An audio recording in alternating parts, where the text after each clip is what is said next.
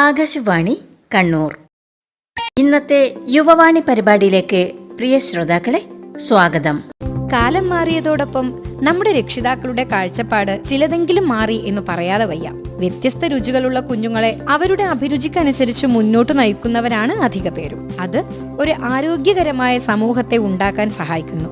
ഇന്ന് അത്തരത്തിൽ വ്യത്യസ്ത അഭിരുചിയുള്ള ഒരാളെ ഒന്ന് പരിചയപ്പെട്ടാലോ? പഞ്ചാബിൽ ഫിസിക്കൽ എഡ്യൂക്കേഷൻ ട്രെയിനർ കോഴ്സിന് പഠിക്കുന്ന അഭിലാഷ് പാക്കത്തിന് ഫുട്ബോളും യോഗയുമൊക്കെ യാത്രകളോളം പ്രിയപ്പെട്ട മേഖലകളാണ്. അമർനാഥ് യാത്രയടക്കം ചെയ്തു കഴിഞ്ഞു അഭിലാഷ്. ഹലോ അഭിലാഷ് പാക്കത്ത്. ഹായ്. വ്യത്യസ്ത ഇഷ്ടം, ഭിന്നാഭിരുചി എന്നൊക്കെ പറഞ്ഞിട്ടാണ് നമ്മൾ തുടങ്ങിയത്. അഭിലാഷിന്റെ വ്യത്യസ്തമായിട്ടുള്ള ഇഷ്ടം എന്താണെന്ന് പറഞ്ഞു തുടങ്ങിയാലോ? കേരളം തൊട്ട് കശ്മീർ വരെ ചെറുതായിട്ടൊന്ന് സൈക്കിളിൽ യാത്ര ചെയ്തു. അതാണ് അബിയുടെ വ്യത്യസ്തമായിട്ടുള്ള ഇഷ്ടം എന്ന് പറയുന്നത്. കേരളം തൊട്ട് കശ്മീർ എന്ന് നമ്മളൊന്ന് എഴുതിയാൽ അതിലാകെ 2 വാക്കേ ഉള്ളൂ. എത്ര ദൂരം പോയി അബി? Kilometres and kilometres. ആ കിലോമീറ്റേഴ്സ് ഒന്ന് കണക്കിൽ പറയാമോ? ഏകദേശം ഒരു 3000-4000 കിലോമീറ്ററിനുള്ളിൽ, 3500 ആ ഒരു റേഞ്ചിൽ. ഏത് ദിവസമാണ് പോയത്? ഏത് മാസമാണ് പോയത്? നമ്മൾ ഇവിടുന്ന് സ്റ്റാർട്ട് ചെയ്തത് ജൂൺ 10 ജമ്മു ആൻഡ് കാശ്മീർ ബോർഡറിലെത്തിയത് ഏകദേശം ജൂലൈ 13 ഡേറ്റിലായിരുന്നു. എത്ര സംസ്ഥാനങ്ങൾ കടന്നുപോയി? ഏകദേശം ഒരു 9-10 സംസ്ഥാനങ്ങൾ കടന്നു പോയിട്ടുണ്ട്. കേരളം, കർണാടക, ഗോവ, മഹാരാഷ്ട്ര കംപ്ലീറ്റ് ചെയ്യാൻ കുറേ ദിവസം എടുത്തു. അത് വലിയൊരു പേര് പോലെ സ്ഥലമാണ്. പിന്നെ അത് കഴിഞ്ഞ് Gujarat, Rajasthan, Haryana, Punjab, then last Jammu and Kashmir. ഈ ഇഷ്ടം ശരിക്കും അപ്പോൾ എങ്ങനെയാണ് വന്നത്? ഇപ്പോൾ ഇത് പറയുമ്പോൾ തന്നെ, ഓരോ സംസ്ഥാനങ്ങൾ പറയുമ്പോൾ തന്നെ അതിൻ്റെ ദൈർഘ്യം നമ്മൾ ആലോചിക്കുമ്പോൾ തന്നെ ഈശ്വര എന്നൊരു എക്സ്പ്രഷൻ ആയിരിക്കും എല്ലാവർക്കും വരിക. എങ്ങനെയാണ് ഈ ഒരു ഇഷ്ടം വന്നത്? അത് വെച്ചാൽ സത്യത്തിൽ കൊറോണക്ക് മുമ്പേ ഞാനും എൻ്റെ ഒരു സുഹൃത്തും ഇങ്ങനെ പോകാൻ വേണ്ടി പ്ലാൻ ഇട്ടായിരുന്നു. പക്ഷേ അത് പല സാഹചര്യങ്ങൾ കൊണ്ട് അതൊന്ന് ക്യാൻസലായിപ്പോയി. പിന്നീട് രണ്ടാമത് ഞാനും എൻ്റെ ഒരു സുഹൃത്താണ് ഇപ്പോൾ പോയത്. അപ്പം എൻ്റെ കൂടെ ഉണ്ടായ സുഹൃത്ത് അവനൊരു പ്രൊഫഷണൽ സൈക്ലിസ്റ്റാണ്. ഒരു 5-6 വർഷമായിട്ട് അവൻ ഈ ഫീൽഡിൽ തന്നെ സൈക്കിൾ ഓടിച്ചു പോകുന്ന ഒരാളാണ്. അവൻ്റെ ഒരു സപ്പോർട്ട് എന്നോട് പറഞ്ഞു, അഭിലാഷേട്ടാ നിങ്ങൾ വാ, നമുക്ക് പോവാം. അപ്പോൾ എനിക്കൊരു എന്തോ ഒരു ധൈര്യം, ഒരു മോട്ടിവേഷൻ ആയപോലെ. അങ്ങനെ ഒന്നും നോക്കിയില്ല, പിന്നെ ഇറങ്ങി പുറപ്പെട്ടു. അപ്പോൾ ഇതൊരു സോളോ ട്രിപ്പ് ആയിരുന്നില്ല? ഇല്ല, സോളോ ആയിരുന്നില്ല. കണ്ണൂർ ഇരിട്ടി സ്വദേശിയായ ഉണ്ണികൃഷ്ണനും കൂടി ഉണ്ടായിരുന്നു. അപ്പോൾ ഈ ഉണ്ണികൃഷ്ണനാണ് പ്രൊഫഷണൽ സൈക്ലിസ്റ്റ് ആയിട്ടുള്ളത്. ഓക്കെ. സത്യത്തിൽ ഞാനൊരു 10-11 വർഷമായി സൈക്കിൾ ചവിട്ടിയിട്ട് തന്നെ. പിന്നീട് ഈ ഒരു യാത്ര പോകുമ്പോഴാണ് ഞാൻ പുതിയ സൈക്കിൾ വാങ്ങി പിന്നീടാണ് സൈക്കിൾ ചവിട്ടാൻ തുടങ്ങുന്നത്. അപ്പോൾ എനിക്ക് സംശയം ഉണ്ടായിരുന്നു, എനിക്ക് ഇത്രയും ദൂരം ചവിട്ടാൻ പറ്റുമോ? അപ്പോൾ ഞാൻ ഉണ്ണികൃഷ്ണനോട് ചോദിച്ചു, എനിക്കിത് ചവിട്ടാൻ പറ്റുമോ? ഭയങ്കര കോൺഫിഡൻസ് ആണ്, ഭയങ്കര മോട്ടിവേറ്റ് ചെയ്തു തന്നെ. പറ്റും, നിങ്ങൾ ഫുട്ബോൾ കളിക്കുന്നതല്ലേ, നിങ്ങളൊരു ഫിസിക്കൽ എഡ്യൂക്കേറ്റർ അല്ലേ, നിങ്ങൾ കൊണ്ടെന്തായാലും പറ്റും, നിങ്ങൾ വാന്ന് പറഞ്ഞു. പിന്നെ ഞാൻ ഒന്നും നോക്കിയില്ല, ഞാനും ഒരു പുതിയ സൈക്കിൾ വാങ്ങി. ഉണ്ണികൃഷ്ണൻ്റെ ഒരു മോട്ടിവേഷനാണ് ഈ യാത്രയുടെ പുറകിലുള്ള ആ ഒരു മോട്ടിവേഷൻ എന്ന് പറയുന്നത്. അപ്പോൾ ഫിസിക്കൽ എഡ്യൂക്കേറ്റർ ആയതുകൊണ്ടാണോ സൈക്കിൾ തന്നെ ചൂസ് ചെയ്തത്? കാരണം അത് പ്രകൃതിയോട് ഇണങ്ങി നിൽക്കുന്ന ഒരു വാഹനമാണല്ലോ. അതെ, അതും കൂടിയാണ്. സൈക്കിൾ ചവിട്ടുക എന്ന് പറയുന്നത് ഒരു എക്സസൈസും കൂടിയാണല്ലോ. അപ്പോൾ ഇതൊക്കെ മനസ്സിൽ കരുതിയിട്ടാണോ? അതെ, ഇതൊക്കെ കരുതിയിട്ട് തന്നെ. ഇങ്ങനെ പോകുമ്പോൾ വെച്ചാൽ നമ്മൾ ഫിസിക്കലി മെൻ്റലി അത് നമുക്ക് ഭയങ്കര അഡ്വാൻറ്റേജ് തരുന്നൊരു സംഭവം കൂടിയാണ്. പിന്നെ സാധാരണ ഒരു യാത്രക്കുപരി ഈ സൈക്കിളിൽ കൂടെ പോകുമ്പോൾ വെച്ചാൽ കൂടുതൽ ഒരു സ്ഥലത്ത് കൂടുതൽ സ്പെൻഡ് ചെയ്യാൻ പറ്റും ടൈം. പിന്നെ നമുക്ക് നല്ല രീതിക്ക് ആസ്വദിച്ച് മെല്ലെ ഓരോ സ്ഥലവും കണ്ട് അടുത്ത കൾച്ചറും ആൾക്കാരും പരിസരവും എല്ലാം ആസ്വദിച്ച് നമുക്ക് പോകാൻ പറ്റും. ഒരു ബൈക്ക് അല്ലെങ്കിൽ കാറ്, ട്രെയിൻ, ഫ്ലൈറ്റ് അതേപോലെ അല്ല ഒരിക്കലും. ശരിയാണ്. ഇത് കുറച്ചും കൂടി ഓപ്പൺ ആണല്ലോ അല്ലേ, നമുക്ക് തുറന്ന ഒരു കാഴ്ച കൂടിയാണല്ലോ. ഇതുപോലൊരു യാത്ര പോകാൻ താല്പര്യമുള്ളൊരു കുട്ടി നമ്മുടെ ഈ പരിപാടി കേൾക്കുന്നുണ്ടെങ്കിൽ എന്ത് തരം സൈക്കിളാണ് വാങ്ങിക്കേണ്ടത് എന്നൊക്കെ ഒന്ന് പറഞ്ഞു കൊടുക്കാൻ പറ്റുമോ? ശരിക്കും സൈക്കിളിന് പ്രസക്തി ഇല്ല ഇതിൽ. കാരണം എൻ്റെ കൂടെ വന്ന ഉണ്ണികൃഷ്ണൻ്റെ സൈക്കിൾ വെച്ചാൽ സാധാരണ ഒരു സൈക്കിളാണ്. നമ്മൾ നാട്ടിൻപുറത്തെല്ലാം കാണുന്ന പീടികയിൽ പോകാനും കടയിൽ പോകാനും ഉപയോഗിക്കുന്ന സാധാരണ സൈക്കിൾ പോലത്തെ ഒരു സൈക്കിളാണ്. അത് കുറച്ച് മോഡിഫൈ ചെയ്തെടുത്തതാണ്. എൻ്റെ സൈക്കിൾ അത്യാവശ്യം പുതിയ സൈക്കിളാണ്, ഞാൻ പുതിയതായിട്ട് വാങ്ങിയതാണ്, ഡെക്കാത്തലോൺ. അപ്പം സൈക്കിളിലല്ല കാര്യം, നമ്മളെ മൈൻഡിലാണ് കാര്യം. നമ്മൾ ഒരുപാട് സംസ്ഥാനങ്ങളിൽ കടന്നിട്ടാണ് പോയെന്ന് പറഞ്ഞു. കടന്നു ചെല്ലുമ്പോൾ മറക്കാൻ പറ്റാത്ത ഒരു അനുഭവം ഏത് സംസ്ഥാനത്തിനാണ് ഉണ്ടായിരുന്നത്? ഒരുപാട് എക്സ്പീരിയൻസ് ഉണ്ടായിരുന്നു. 33 ദിവസത്തെ നീണ്ടൊരു യാത്രയായതുകൊണ്ട് പല പല എക്സ്പീരിയൻസുകളുണ്ടായിരുന്നു. പക്ഷെ അതിൽ മറക്കാൻ പറ്റാത്തൊരു എക്സ്പീരിയൻസ് വെച്ചാൽ നമ്മൾ ഹരിയാനയിൽ എത്തി തൊട്ടാണ്. ഹരിയാന നമ്മൾ ഒരു ദിവസം കൊണ്ട് ആ സംസ്ഥാനം ക്രോസ് ചെയ്തു.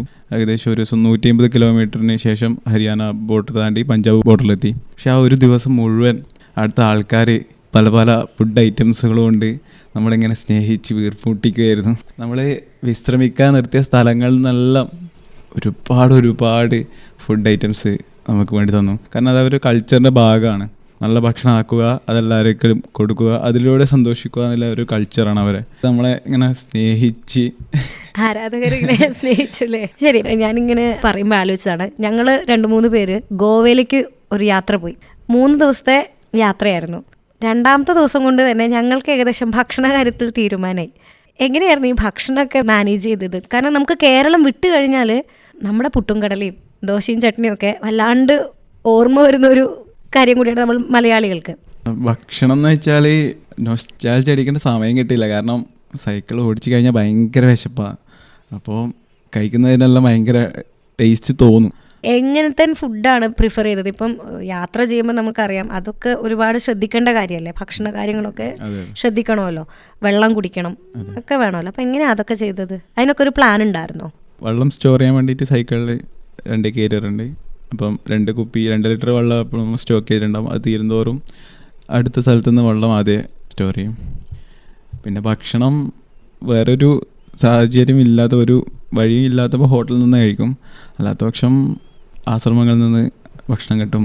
പിന്നെ ഇതേപോലെ നമ്മളെ സൈക്കിളിൽ ഇത്രയും ദൂരം പോകുന്നതെന്ന് അറിഞ്ഞ് കുറേ ആൾക്കാർ നമുക്ക് ഭക്ഷണം തരും. അതിനൊന്നും ഒരു ബുദ്ധിമുട്ടില്ല, നമുക്ക് എവിടെന്നെങ്കിലും ആയിട്ട് എന്തെങ്കിലും കിട്ടും. അപ്പോൾ എങ്ങനെയാണ് അവരറിയുന്നത് ഇങ്ങനെ 2 പേര് സൈക്കിൾ വരുന്നുണ്ട്? അതിൻ്റെ ഒക്കെ പ്രിപ്പറേഷൻസ് എങ്ങനെയായിരുന്നു? അത് സൈക്കിളിൽ നമ്മൾ ബോർഡുണ്ട്, കേരള ടു കാശ്മീർ എന്ന് പറഞ്ഞിട്ട് ബോർഡ് ചെയ്തിട്ടുണ്ട്. അപ്പോൾ അത് കണ്ടാൽ തന്നെ ആൾക്കാർക്ക് മനസ്സിലാവുമല്ലോ. പിന്നെ നമ്മൾ നിർത്തിയിട്ട് നമ്മളോട് സംസാരിക്കും, എവിടെ നിന്നാണ് വരുന്നത്, എങ്ങോട്ടാണ് പോകുന്നത്. അപ്പോൾ നമ്മൾ പറയുന്നതിലൂടെ അവരറിയും. അപ്പോൾ അവർ സഹായിക്കാൻ മനസ്സിലവർ സഹായിക്കും. അങ്ങനെയാണ് ഹരിയാനയിൽ നിങ്ങളെ ഭക്ഷണം തന്ന് വീർപ്പ് മുട്ടിച്ചത്, സ്നേഹം കൊണ്ട് വീർപ്പ് മുട്ടിച്ചത്. ശരി, അപ്പോൾ ഇങ്ങനെ പോകുന്ന സമയത്ത് പല കൾച്ചറും അവരുടെ ഡ്രസ്സിങ് സ്റ്റൈലും എല്ലാം കണ്ട് മനസ്സിലാക്കാൻ പറ്റിയിട്ടുണ്ടാവുമല്ലോ. നമ്മുടെ കേരളത്തിൻ്റെ സംസ്കാരത്തോടും കേരളത്തിൻ്റെ രുചികളോടും കേരളത്തിൻ്റെ കാഴ്ചകളോടും അടുത്ത് നിൽക്കുന്ന ഒരു സംസ്ഥാനം ഏതായിരുന്നു? കേരളത്തിനോട് അടുത്ത് നിൽക്കുന്ന ഒരു സംസ്ഥാനം ഉണ്ടെന്ന് എനിക്ക് തോന്നിയിട്ടില്ല. ഞാൻ പോയ എല്ലാ സംസ്ഥാനങ്ങളും വ്യത്യസ്തമാണ്. കാഴ്ചയിലും പ്രകൃതി ഭംഗിയിലും ഒന്നും തോന്നി? അത് ഗോവ കേരളമായിട്ട് കുറച്ചടുത്ത് നിൽക്കുന്ന സംസ്ഥാനമാണ്. അതല്ലാതെ മറ്റ് ഗോവയ്ക്ക് ശേഷം മഹാരാഷ്ട്രത്തെ ചില സ്ഥലങ്ങൾ അവിടെ നല്ല മഴയായിരുന്നു, അവിടെ നല്ല ചക്കയൊക്കെ നമുക്ക് കിട്ടി. ആ സ്ഥലത്ത് എന്നാലും ഇല്ല, കേരളം പോലെയല്ല, ഏകദേശം. പിന്നീട് അങ്ങോട്ടൊന്നുമില്ല. അതിപ്പോൾ മഴ എന്ന് പറഞ്ഞപ്പോഴാണ്, മഴ, തണുപ്പ്, ചൂട് ഇതൊക്കെ മാറി മാറി അനുഭവിച്ചിട്ടുണ്ടാവുമല്ലോ അല്ലേ? ക്ലൈമറ്റ് ചേഞ്ച് ഒക്കെ എങ്ങനെയാണ് മാനേജ് ചെയ്തത്? ഒരു സ്ഥലത്ത് മഴയാണെങ്കിൽ വ്യത്യാസം വെയിലായിരിക്കും. പിന്നെ ആദ്യം നല്ല മഴയായിരിക്കും, ഒരു 3-4 ദിവസം അടുപ്പിച്ച് മഴയായിരുന്നു. പിന്നെ കാശ്മീർ അങ്ങോട്ടെത്തുമ്പോൾ തണുപ്പായി, മഞ്ഞായി, അങ്ങനെ എല്ലാ കാലാവസ്ഥകളും അനുഭവിച്ച്, ഋതുഭേദങ്ങൾ മുഴുവൻ എല്ലാം അനുഭവിച്ചു. ശരിക്കും ഇതൊരു ആത്മീയ യാത്രയും കൂടിയായില്ലേ? ശരിക്കും. ഈ മഴ സമയത്ത് നിങ്ങൾ ചവിട്ടുമോ? സൈക്കിൾ ചവിട്ടുമോ? അല്ലാതെ മഴയത്ത് ചവിട്ടും. എങ്ങനെ ചവിട്ടും? കോട്ടുണ്ട്. പക്ഷെ അത് നമ്മൾ 3-4 ദിവസം ചവിട്ടിയതിന് ശേഷമാണ് നമുക്ക് പണി കിട്ടിയത്. കാരണം സോക്സ് മൊത്തം നനഞ്ഞ് ചളിയെല്ലാം കയറി കാലടിയിൽ പുഴുക്കടിയൊക്കെ വന്ന് 2 ദിവസം റെസ്റ്റ് എടുക്കേണ്ടി വന്നു. നിങ്ങൾ ആദ്യമേ പോകുമ്പോൾ നമ്മൾ ഇത്ര ദിവസം കൊണ്ട് എന്ന് പ്ലാൻ ചെയ്തിട്ടാണോ പോയത്? ഞങ്ങൾ 33 ദിവസം അല്ലെങ്കിൽ 1 മാസം കൊണ്ട് ഞങ്ങൾ കശ്മീർ എത്തും എന്ന പ്ലാനിലായിരുന്നോ പോയേ? 40 ദിവസം കൊണ്ട് എത്താനുള്ള പ്ലാനിലാണ് ഉണ്ടായത്. പക്ഷെ അതിനേക്കാൾ മുമ്പേ എത്തി. നിങ്ങൾ ചാർട്ട് ചെയ്യോ? ഇത്ര ദിവസം ഞങ്ങൾ ഇന്ന സ്ഥലത്ത് സ്പെൻഡ് ചെയ്യും എന്ന് ചാർട്ട് ചെയ്തിട്ടാണോ പോവുക? ഇല്ല, നമ്മളെ മുമ്പിലുണ്ടായ ആകെ ഒരു ലക്ഷ്യം എന്ന് വെച്ചാൽ ഒരു ദിവസം 150 കിലോമീറ്ററിനുള്ളിൽ ചവിട്ടി എത്തുക എന്ന് മാത്രമായിരുന്നു. അല്ലാതെ ഈ ദിവസം ഇന്നൊരു സ്ഥലത്ത് എത്തണം എന്നുള്ളൊരു പ്ലാൻ ഉണ്ടായിരുന്നില്ല. ഒരു ദിവസം 100-150 കിലോമീറ്ററിനുള്ളിൽ കംപ്ലീറ്റ് ആക്കും. താമസമൊക്കെ അപ്പോൾ എങ്ങനെ പ്ലാൻ ചെയ്യും? നമ്മളെ ടെൻ്റ് ഉണ്ട് ഒന്നാമത്. പക്ഷെ ആ ടെൻ്റ് ഒറ്റൊരിക്കൽ മാത്രമേ നമ്മൾ യൂസ് ചെയ്തിട്ടുള്ളൂ. പോകുന്ന വഴിക്കെല്ലാം നമുക്ക് എന്തെങ്കിലും ആയിട്ട് ആശ്രമമോ അല്ലെങ്കിൽ ഹോട്ടൽ റൂമോ അങ്ങനെ അവർ തരുമല്ല. നിങ്ങൾ അവിടെ പോയി അത് വെച്ചാൽ ചില സ്ഥലത്തുനിന്ന് ആൾക്കാർ നമ്മളെ സഹായിക്കണം എന്ന രീതിക്ക് നമുക്ക് ഹോട്ടൽ റൂം ബുക്ക് ചെയ്ത് തന്നിട്ടുണ്ട്, ഭക്ഷണങ്ങൾ അങ്ങനെ ചെയ്ത് തന്നിട്ടുണ്ട്. ചില സ്ഥലങ്ങളിൽ ആശ്രമങ്ങളും അമ്പലങ്ങളിൽ നിന്നും അങ്ങനെ റൂമൊക്കെ കിട്ടിയിട്ടുണ്ട്. വളരെ ഒരു കൗതുകം തോന്നുന്നുണ്ട് ഇതൊക്കെ കേൾക്കുമ്പോൾ. ശരി, ആദ്യമായിട്ട് സൈക്കിൾ കിട്ടിയൊരു അനുഭവം ഓർമ്മിക്കാൻ പറ്റുമോ? ഇപ്പോൾ ഒന്ന് തിരിഞ്ഞു നോക്കിയാൽ. പണ്ട് ചെറുപ്പത്തിൽ എനിക്ക് അങ്ങനെ സൈക്കിൾ ഓടിക്കണം എന്ന് വലിയ ആഗ്രഹം ഉണ്ടായിരുന്നില്ല. അത്യാവശ്യം സ്കൂളിലൊക്കെ പോകുമ്പോൾ ഓടിക്കും. പിന്നെ 9ാം ക്ലാസ്സിന് ശേഷം ഞാൻ സൈക്കിൾ ഓടിച്ചിട്ടേ ഇല്ല. ഈ ട്രിപ്പ് പോകുമ്പോഴാണ് പിന്നെയും സൈക്കിൾ ഓടിക്കുന്നത്. അപ്പൊ ഇത്രയും വലിയൊരു ഗ്യാപ്പല്ലേ ശരിക്കും? വലിയൊരു ഗ്യാപ്പാണ്. ഇതിനു വേണ്ടി കുറച്ച് ദിവസം ഒന്ന് ചവിട്ടി പ്രാക്ടീസ് ചെയ്തോ? അതും ചെയ്തിട്ടില്ല. ഇല്ല. യാത്രയ്ക്ക് പോകുമ്പോൾ ഉണ്ടായ മുൻകരുതലുകൾ എന്തൊക്കെയായിരുന്നു? ഇപ്പൊ ടെന്റ് എടുത്തു വെച്ചു എന്ന് പറഞ്ഞു, 2 ലിറ്റർ വെള്ളം കരുതി വെക്കുമെന്ന് പറഞ്ഞു. അതല്ലാതെ അത്യാവശ്യം മെഡിസിൻസ്, പിന്നെ അങ്ങനെ കാര്യമായിട്ടൊരു മുൻകരുതലുകളില്ല. പിന്നെ ഷൂ, നല്ല ഡ്രസ്സ്, അങ്ങനെയൊക്കെയുള്ളൂ. നമ്മൾ ലെസ് ലഗേജ് കംഫർട്ടബിൾ ജേർണി എന്നാണ് പറയുന്നത്. ഇപ്പൊ സൈക്കിളിനാണ് പോകുന്നത്. അപ്പോൾ ഡ്രസ്സും കാര്യങ്ങളൊക്കെ നമ്മൾ ബാഗിലാക്കും. എന്നിട്ട് ബാഗിൽ കാരിയറിൽ ഒരു കയറുണ്ട്. നമ്മൾ ശരിക്കും പറഞ്ഞാൽ ഇപ്പോൾ ഫ്ലൈറ്റിൽ കശ്മീർ പോകണം എന്നാൽ പിന്നെ വേഗം ഒരു ഫ്ലൈറ്റ് ബുക്ക് ചെയ്യാം എന്ന് പറഞ്ഞാൽ കശ്മീർ മാത്രം കണ്ടിട്ട് തിരിച്ചു വരുന്ന ഒരു ടൈപ്പ് ഓഫ് ആൾക്കാരുമുണ്ട്. അതിൽ നിന്ന് വളരെ വ്യത്യസ്തമാണ്. എല്ലാ സംസ്ഥാനവും കണ്ടിട്ടൊക്കെ പോകാന്നുള്ള ഒരു ചിന്ത. എങ്ങനെയാണ് അപ്പോൾ ദക്ഷിണേന്ത്യ ഉത്തരേന്ത്യയും തമ്മിലുള്ള ഒരു വ്യത്യാസം തോന്നിയത്? അങ്ങോട്ടേക്ക് പോകുന്തോറും നമ്മളെ ഭാഷ, കാലാവസ്ഥ, ആൾക്കാരുടെ വസ്ത്രം, പെരുമാറ്റം എല്ലാം ഓരോ സംസ്ഥാനം കഴിയുന്തോറും ഇങ്ങനെ മാറിക്കൊണ്ടിരിക്കുക. നമുക്ക് ഫീൽ ചെയ്യാൻ പറ്റും അങ്ങനെ പോകുമ്പം. ഒറ്റയടിക്ക് പോകുമ്പം അങ്ങനെ ഫീൽ ചെയ്യുമോയെന്ന് എനിക്കറിയില്ല. പക്ഷേ നമ്മൾ ഓരോ സംസ്ഥാനങ്ങളും കടന്ന് പോകുമ്പോൾ നമുക്ക് പെട്ടെന്ന് മനസ്സിലാവും. എല്ലാരെയും ഒന്ന് കണ്ട് ശരിക്കും പഠിച്ചു പോകാനുള്ളൊരു സമയം തന്നെയാണ് എനിക്ക് തോന്നുന്നു. ഇങ്ങനെ പറയുമ്പോൾ മിക്കവാറും കുട്ടികളെല്ലാം ഒരു ട്രാവൽ ഇങ്ങനെ ചെയ്യണം. നമ്മൾ സോഷ്യൽ സയൻസിൽ ജിയോഗ്രഫി ഒക്കെ പഠിക്കുമല്ലോ. അപ്പം ഇങ്ങനെ ഒരു യാത്ര കുട്ടികളെ കൊണ്ടുപോയിട്ടുണ്ടെങ്കിൽ അവർക്ക് കുറച്ചും കൂടി ഒരു എക്സ്പീരിയൻസ് തന്നെയാണ് അല്ലേ? കൃഷി കാര്യങ്ങളൊക്കെ കാണാൻ പറ്റിയിട്ടുണ്ടോ പല സംസ്ഥാനങ്ങളിലെയും? ഒരുപാട് ചില സ്ഥലങ്ങളിൽ കൃഷി മാത്രമേ നമ്മൾ കണ്ടിട്ടുള്ളൂ.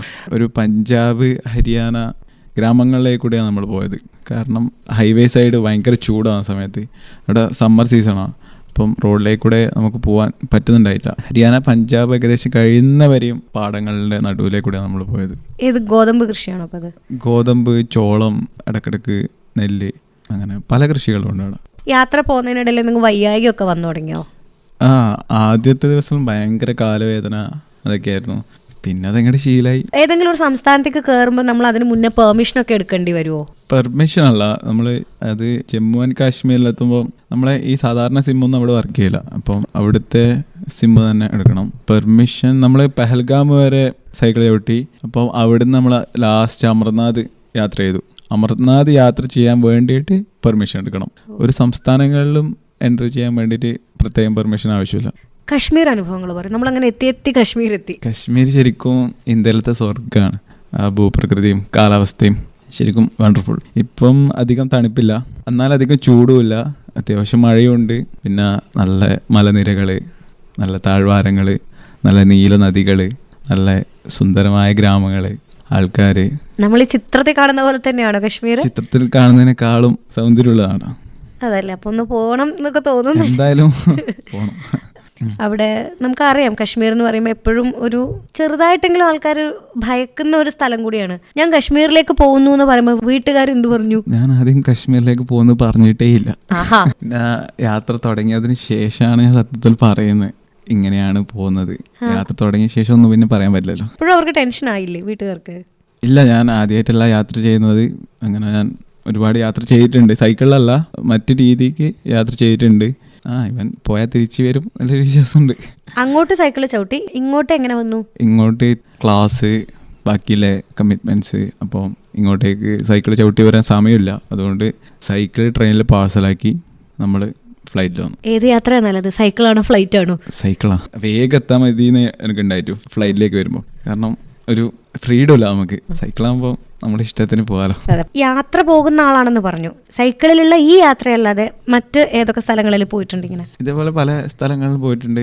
കൂടുതലും ട്രെയിൻ വഴിയാണ് പോയത്. ട്രെയിൻ വഴി ഒരു സ്ഥലത്ത് ഇറങ്ങും. പിന്നെ അവിടുന്ന് ബസ്, ഓട്ടോ, ഹിച്ച് ഹൈക്കിങ് വെച്ചാൽ നമ്മൾ കൈ നീട്ടി ലിഫ്റ്റ് അടിച്ച് അങ്ങനെ പോയല്ലേ, അതിന്റെ ടെക്നിക്കൽ പേരാണത്. അതെ, അങ്ങനെയൊക്കെ പോയിട്ടുണ്ട്. പല സംസ്ഥാനം ഇപ്പോൾ പോയ സംസ്ഥാനങ്ങളിൽ തന്നെ കുറേ പോയിട്ടുണ്ട്. പക്ഷേ സൈക്കിളിലേക്കൂടെ പോകുമ്പോൾ നമ്മൾ പണ്ട് പോകാൻ പറ്റാത്ത പല സ്ഥലങ്ങളും കവർ ചെയ്യാൻ പറ്റി സൈക്കിളിലേക്കൂടെ. ഹിമാചൽ പ്രദേശ്, ഈ സൈക്കിളിലേക്കൂടെ പോകുമ്പോൾ ഹിമാചൽ നമുക്ക് കവർ ചെയ്യാൻ പറ്റിയില്ല. നമ്മൾ പഞ്ചാബിൽ നിന്ന് നേരെ കാശ്മീരേക്ക് കവർ ചെയ്തത്. ഹിമാചൽ പോയിട്ടേ ഇല്ല. അപ്പോൾ ഹിമാചൽ ഇതിന് മുന്നേ പോയിട്ടുണ്ട്? അപ്പോൾ ഹിമാചൽ ഇതിന് മുമ്പേ പോയിട്ടുണ്ട്. കുളു മണാലി പോയിട്ടുണ്ട്. അങ്ങനെ കുറച്ച് സ്ഥലങ്ങൾ. ഫാമിലിയുടെ കൂടെ ഇതുപോലെ വേറെ ഉണ്ണികൃഷ്ണന്മാരെ കൂടെ. അവിടുത്തെ അനുഭവം എങ്ങനെയായിരുന്നു? അവിടെ നല്ല അനുഭവം. നല്ല വിന്റർ സമയത്താണ് പോയത്.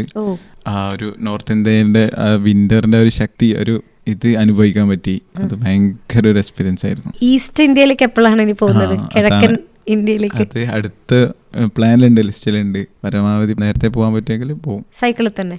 സൈക്കിളിൽ പോകണമെന്നാണ് ഇപ്പോൾ ആഗ്രഹം. ഈ നോർത്ത് ഇന്ത്യൻ ട്രിപ്പ് സൈക്കിളിൽ പോയതിന് ശേഷം നോർത്ത് ഈസ്റ്റിലേക്കും സൈക്കിളിൽ പോകാൻ ഭയങ്കര ആഗ്രഹമുണ്ട്. കേരളത്തിൽ ഏകദേശം എത്ര സ്ഥലങ്ങളിൽ കവർ ചെയ്തിട്ടുണ്ട്?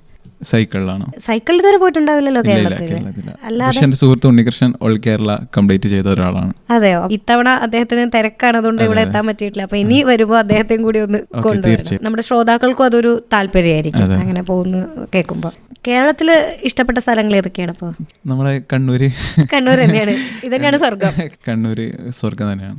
അഡ്വഞ്ചറസ് സൈക്ലിംഗ് എന്ന് കേട്ടിട്ടുണ്ട്, അതില് വല്ല താല്പര്യമുണ്ടോ? ഇല്ല, തൽക്കാലമില്ല. നമ്മൾ ഇപ്രാവശ്യം സൈക്കിൾ എടുത്ത് കാശ്മീർ പോയതിൽ മഹാരാഷ്ട്രയിൽ നിന്ന് നമുക്ക് അത്യാവശ്യം ഒരു അഡ്വഞ്ചർ കിട്ടിയിരുന്നു. നല്ല മഴ, കൊടും മഴ, കണ്ണു കാണാത്ത മഴ എന്ന് പറയാം. ഇപ്പോൾ ഒരു കുംബർലി ഘാട്ട് എന്ന് പറഞ്ഞ ഒരു വലിയൊരു മലയാണ്. അപ്പം ആ മലേൻ്റെ അപ്പുറത്തെ സൈഡിൽ എത്തിയാലേ നമുക്കൊരു പ്ലെയിനായ ഒരു റോഡ് കിട്ടും. അപ്പുറത്തെ സ്ഥലത്ത് മഴയുമില്ല. ഇപ്പുറത്തെ ഭാഗം എന്ന് വെച്ചാൽ കൊങ്കൺ റൂട്ടാണ്. അപ്പോൾ അവിടെ ഭയങ്കര മഴയും കുന്നും കയറ്റും അങ്ങനെയൊക്കെയാണ്. അപ്പം പ്ലെയിൻ ആയിട്ടുള്ള റോഡാണല്ലോ നമുക്ക് സൈക്കിൾ ഓടിക്കാൻ സുഖം. അപ്പം ഈ കുംബർലി ഘാട്ട് കടന്ന് അപ്പുറം എത്തുക എന്ന് വെച്ചാൽ അതൊരു വലിയൊരു അഡ്വഞ്ചർ തന്നെയാണ്. ഒരു 15-20 കിലോമീറ്റർ കയറ്റാം. അപ്പോൾ നമ്മളിത് ഈ മഴയത്ത്, വലിയൊരു മഴയത്ത് നമ്മളിത് ക്രോസ് ചെയ്ത് അപ്പുറത്തി. ഇത് കഴിഞ്ഞ ശേഷം നമുക്കൊരു വലിയൊരു അഡ്വഞ്ചർ ആയിട്ട് അത് ഫീൽ ചെയ്തു. ഈ യാത്ര കഴിഞ്ഞ് വന്നപ്പോൾ നമ്മൾ നേരത്തെ പറഞ്ഞ പോലെ മനസ്സിനും ശരീരത്തിനും ഒക്കെ ഒരു ധൈര്യം കിട്ടിയ ഒരു ഫീൽ ഉണ്ടോ ശരിക്കും? എന്തായാലും പിന്നോട്ട് പോകണ്ട, നമുക്ക് മുന്നോട്ട് തന്നെ പോവാം, എന്തെങ്കിലും ആയിട്ട് നടക്കാതിരിക്കില്ല എന്നുള്ളൊരു മൈൻഡ് സെറ്റാണ്. രാത്രി സൈക്കിൾ ചവിട്ടിയോ? ഇല്ല, രാത്രിക്ക് ചവിട്ടിയിട്ടില്ല. രാത്രി നമുക്ക് വിശ്രമിക്കേണ്ട സമയമാണ്. അങ്ങനെ ഇത്രയും രാവിലെ മുഴുവൻ ചവിട്ടിയെങ്കിൽ രാത്രിയാണ് നമുക്ക് ഉറങ്ങേണ്ട സമയം, റെസ്റ്റ് എടുക്കേണ്ട സമയം. രാവിലെ എത്ര മണിക്ക് തുടങ്ങും ഇപ്പോൾ സ്വതവേ? രാവിലെ ഒരു 7-8 മണിക്കുള്ളിൽ മാക്സിമം തുടങ്ങാൻ ശ്രമിക്കും. ചില സമയങ്ങളിൽ ഉറങ്ങിയാൽ അത് കുറച്ചൊന്ന് വൈകും. പിന്നെ സൂര്യൻ അസ്തമിക്കുന്നവരെ ചവിട്ടും. അല്ലെങ്കിൽ ചില ദിവസം നമുക്കൊരു ഡെസ്റ്റിനേഷൻ ഉണ്ടാവും. കാരണം നമ്മളെ സുഹൃത്തുക്കൾ ചിലപ്പോൾ ഉണ്ടാവും ഒരു സ്ഥലത്ത്, അല്ലെങ്കിൽ കുറേ കസിൻസ് ഉണ്ടായിരുന്നു പോകുന്ന വഴിക്ക്. അപ്പോൾ അവരൊക്കെ എത്തണമെന്ന് ഉള്ളൊരു പ്ലാൻ ഉണ്ടെങ്കിൽ അതുവരെ ചവിട്ടും. ഇല്ലെങ്കിൽ സൂര്യൻ അസ്തമിക്കുന്നത് വരെ ചവിട്ടിയിട്ട് അവിടെ നിർത്തും. സ്വതവേ നമുക്ക് ഈ ഒരു യാത്രയ്ക്ക് എത്ര സാമ്പത്തികം വേണ്ടി വന്നു? ഈ യാത്രയ്ക്ക് മെയിനായിട്ട് വെച്ചാൽ നമ്മളെ ഭക്ഷണത്തിൻ്റെതാണ് മെയിൻ ചിലവ്. കാരണം നമ്മളിങ്ങനെ സൈക്കിൾ ചവിട്ടി പോകുന്നതുകൊണ്ട് വിശപ്പ് ഭയങ്കരമായിരിക്കും. അപ്പം 1-2 നേരമല്ല 3 നേരമല്ല, ചിലപ്പോൾ 4-5 നേരം നമുക്ക് ഭക്ഷണം കഴിക്കാൻ തോന്നും. അപ്പം ഭക്ഷണത്തിനാണ് മെയിനായിട്ടുള്ള ചിലവ്. പിന്നെ ഹോട്ടൽ റൂം എടുത്ത് നമ്മളെ പൈസ കൊണ്ട് ഹോട്ടൽ റൂം എടുത്ത് ഇതാകെ 1-2 പ്രാവശ്യം മാത്രമാണ്. പല സംസ്ഥാനങ്ങളിലും സൈക്കിളിന് പോകാൻ വേണ്ടിയിട്ട് എന്തെങ്കിലും റോഡിൽ സ്ഥലം ഉണ്ടായിട്ടുണ്ടോ? അൺഫോർച്ചുനേറ്റ്ലി അങ്ങനത്തെ ഒരു സ്ഥലം ഞാൻ കണ്ടിട്ട. പക്ഷേ നമ്മളൊരു ചെറിയ സ്പേസ് എടുത്ത് സൈക്കിൾ ഓടിച്ച് പോകുമ്പോൾ ബാക്കിയുള്ള വണ്ടിക്കാർ നമുക്ക് വേണ്ടി അഡ്ജസ്റ്റ് ചെയ്ത് അവരും ഓടിച്ചു. അപ്പോൾ ഇത്രയും വലിയൊരു യാത്ര നടത്തി വന്ന സ്ഥിതിക്ക് അങ്ങനെ ഒരു സജഷൻ വെക്കണമെന്ന് തോന്നുന്നുണ്ടോ? തീർച്ചയായിട്ടും അങ്ങനെ ഒരു പാതയും കൂടി വേണം. കാരണം സൈക്ലിംഗ് വെച്ചാൽ അത് ഒരു വാഹനം തന്നെയാണ് റോഡിലേക്കൂടെ ഓടിക്കാൻ പറ്റും. നമ്മൾ എല്ലാ കിറ്റോടും കൂടിയാണ് സൈക്കിൾ ഓടിച്ചത്. ഹെൽമെറ്റ്, ഗ്ലൗസ്, ഒരു ബൈക്ക് എന്നുള്ള രീതിയിൽ തന്നെയാണ് നമ്മൾ ഓടിച്ചത്. നടപ്പാതയും വേണം, സൈക്കിൾ പാതയും വേണം. അതെ വേണം. മഹാരാഷ്ട്രയാണ് ഏറ്റവും കൂടുതൽ ദിവസം എടുത്തത് എന്ന് പറഞ്ഞു. എത്ര ദിവസം എടുത്തു മഹാരാഷ്ട്ര തീരാൻ വേണ്ടി? മഹാരാഷ്ട്ര കഴിയാൻ വേണ്ടി 11 ദിവസം എടുത്തു. മഹാരാഷ്ട്ര എന്ന് വെച്ചാൽ നമ്മൾ ആദ്യം കൊങ്കൺ റോഡിലേക്കൂടെയാണ് പോയത്. അപ്പോൾ അവിടെ ഭയങ്കര മഴയും അതുകൂടാതെ വെച്ചാൽ വലിയ കുന്നും മലകളും ഒക്കെയാണ്. നാഷണൽ ഹൈവേയിൽ തന്നെ കുന്നും മലകളാണ്. അപ്പം ഒരു ദിവസം നമ്മൾ മാക്സിമം ചവിട്ടിയാലും ഒരു 90-100 കിലോമീറ്ററിൻ്റെ അപ്പുറം നമുക്ക് എത്തുന്നില്ല. അപ്പോൾ കുറേ സമയം എടുത്തു. അതിനുശേഷമാണ് നമ്മൾ ഈ കൊങ്കൺ റോഡിൽ നിന്ന് പൂനെ റോഡിലേക്ക് മാറിയത്. അതിനുശേഷം പിന്നെ 100 കിലോമീറ്ററിന് മുകളിൽ നമുക്ക് ചവിട്ടാൻ സാധിച്ചു. മാപ്പ് വെച്ചിട്ടാണോ പോയത്? നമ്മളിപ്പോൾ എന്തിനും ഗൂഗിൾ മാപ്പ് വെച്ചിട്ട് പോകുന്ന ആൾക്കാരാണ്. അങ്ങനെ തന്നെയായിരുന്നോ? അതെ ഗൂഗിൾ മാപ്പ് വെച്ചിട്ടാണ്. വസ്ത്രത്തിലുള്ള മാറ്റങ്ങൾ ശ്രദ്ധിക്കാൻ പറ്റിയിട്ടുണ്ടോ? തീർച്ചയായും. ഏറ്റവും കൂടുതൽ ശ്രദ്ധിക്കപ്പെട്ടത് ഗുജറാത്തിൽ നിന്നാണ്. ഗുജറാത്തിലെ ചില ഗ്രാമപ്രദേശങ്ങളിലേക്കൂടെ സൈക്കിൾ ഓടിച്ചിരുന്നു നമ്മൾ. അപ്പോൾ അവിടുത്തെ ഒരു ഡ്രസ് സ്റ്റൈൽ വെച്ചാൽ വേറെ തന്നെ. ആണുങ്ങൾ തലപ്പാവും, പിന്നെ അവരെ ഒരു മീശയുടെ ഒരു വലിപ്പവും, കാതിൽ മുക്കുത്തി, വളകൾ, അങ്ങനെ ഡ്രസ്സിങ് വളരെ നമുക്ക് തന്നെ കൗതുകം ഉണർത്തുന്ന രീതിയിലുള്ള ഡ്രസ്സിങ് ആയിരുന്നു ഗുജറാത്ത്. പിന്നെ രാജസ്ഥാനിലും അതെ. പിന്നെ ഓരോ സംസ്ഥാനങ്ങളിലത്തെ ഡ്രസ്സിങ് ഡിഫറെൻ്റ് ആണ്. ഇതെല്ലാം കഴിഞ്ഞ് കശ്മീരിലെത്തിയപ്പോൾ ഉണ്ടായ അനുഭവം എന്തായിരുന്നു ഡ്രസ്സിങ്ങിലൊക്കെ? ആദ്യമൊക്കെ നോർമലാണ്. അവിടെ ഈ പൈതൃക വേഷധാരികളെ ഉണ്ടായിട്ട് അത് കുറവായിരുന്നു. പക്ഷെ വളരെ കുറവായിട്ടാണ് കണ്ടത്. അപ്പൊ അങ്ങനെ ഇപ്പോഴും ആ പഴയ രീതിയിലുള്ള ഡ്രസ്സിങ് സ്റ്റൈലൊക്കെ ഫോളോ ചെയ്യുന്നത് ഈ മഹാരാഷ്ട്രയിലുണ്ട്, ഗുജറാത്തിലുണ്ട്, രാജസ്ഥാനിലുണ്ട്.